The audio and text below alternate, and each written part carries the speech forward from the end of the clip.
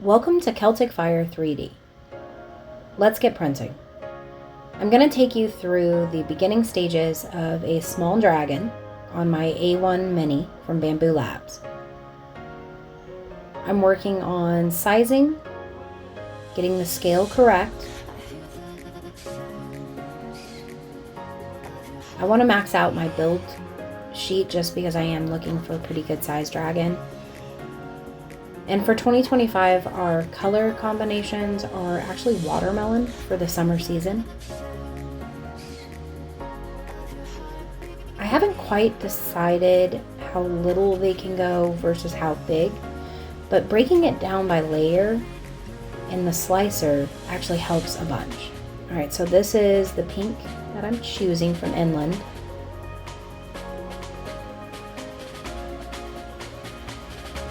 I like combining different mattes and silks and all sorts of different filaments. I unfortunately don't have an AMS hooked up on this particular printer, but I'm going to show you that's not necessary. This green is going to be like the rind of our watermelon.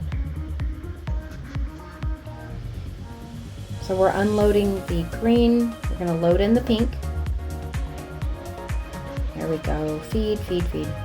Anybody in 3D printing knows what they're looking at. So what's really fun is the way I like to layer things. Later in the creation process, this dragon will actually get a custom paint job to kind of merge those two layers together.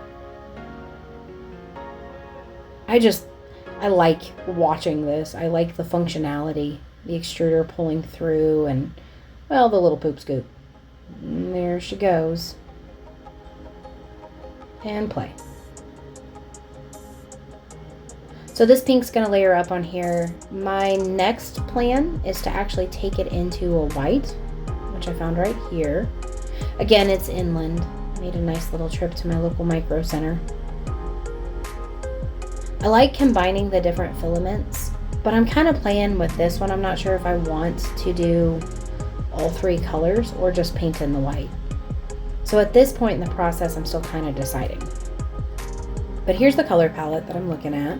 There's the pink, green, and white.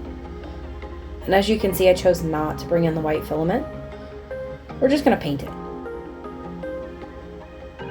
Step one is always the cleanup. I went ahead and sped this up, and I'm not even showing the whole cleanup.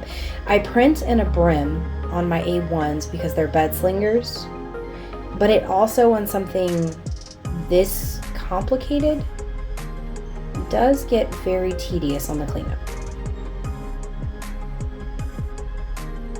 I have found that the little bit of time that I spend on cleanup, that 10 minutes or less, I'm not losing anywhere near as many prints. Okay, so here's before paints. Now we're gonna start working in. There's the eyes.